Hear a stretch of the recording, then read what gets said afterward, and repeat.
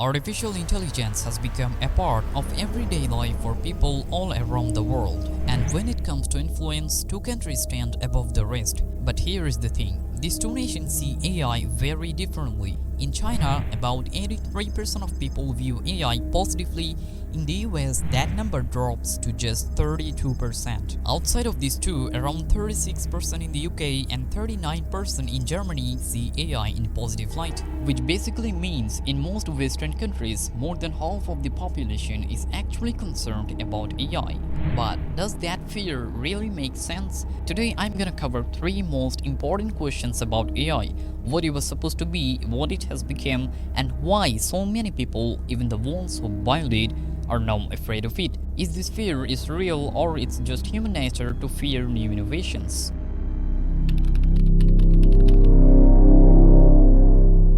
The idea of artificial intelligence, machines that can think and make decisions on their own, has existed for thousands of years. But in 20th century, a scientist named Alan Turing made this idea much more serious. In one of his research papers, he proposed a test, a setup with two humans and one machine.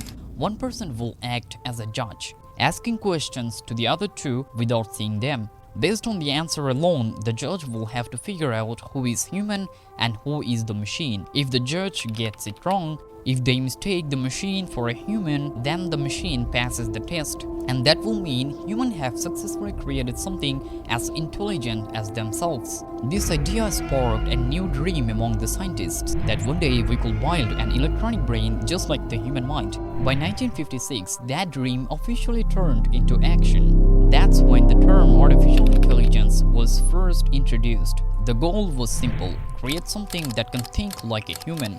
Herbert S. Simon once said that within 20 years, a machine will be able to do everything a human can do. Marvin Minsky believed that within a single generation, most AI problems will be solved. At that time, the demand, the excitement was massive, almost like a race to the moon, so funding wasn't really a problem. But by the 1970s, reality hit. Technical limitations, unexpected challenges, things weren't going as planned. On top of that, many philosophers argued that creating something like the human brain was simply impossible. And slowly, funding started to disappear. But AI researchers didn't give up. Instead, they changed the goal. Now, AI won't replace humans, it will assist them. It will help in everyday tasks, make life easier. In other words, the goal became serving humanity. At first, this idea didn't go very far, but in the 2010s, everything changed with the rise of deep learning. That pushed AI much closer to reality. From there, progress accelerated, machine learning became more powerful, more accessible, and finally, in 2022, ChatGPT was launched, and AI officially became a part of everyday human life. On the surface, it all looks amazing. It can solve problems, automate tasks, sometimes even faster than humans. Life gets easier, work becomes faster, more efficient. But underneath, there is a different story.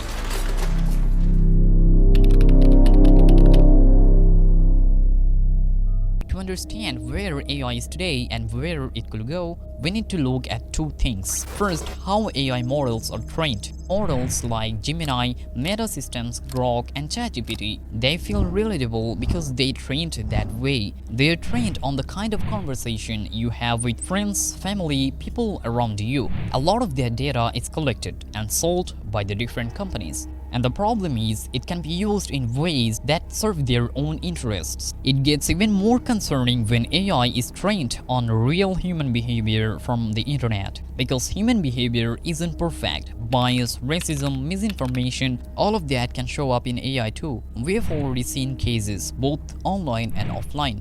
And beyond that, there is another impact. Multiple studies have shown that over-reliance on AI can actually affect your imagination, your critical thinking, your ability to solve problems. But still, all of this is just the surface level. Every major technology comes with downsides, and most of these issues can be managed by taking effective measurements. So why are people like Jeffrey Hinton actually worried?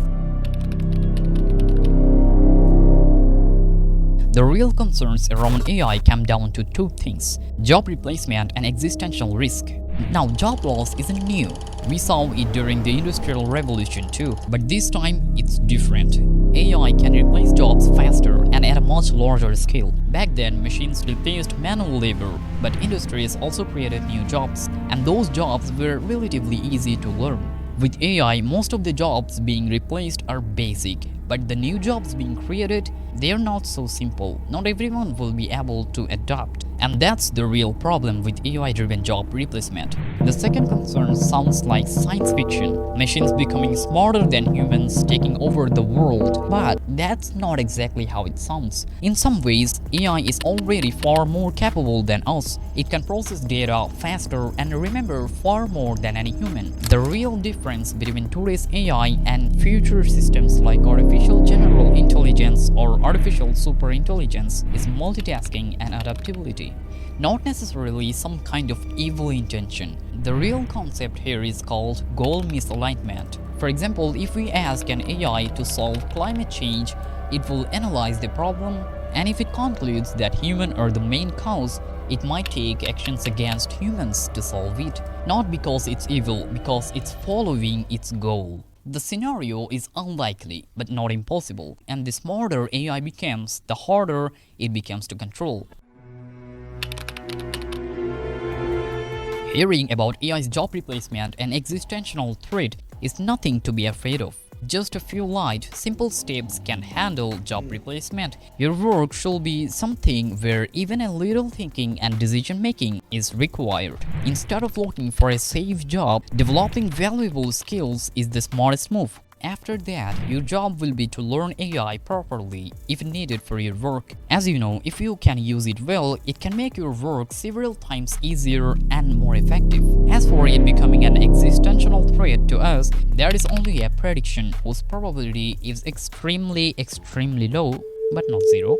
But AI won't become a threat on its own, rather it's a tool. How we use it, how we build it, that's what ultimately decides the future. I just hope this leads to something good.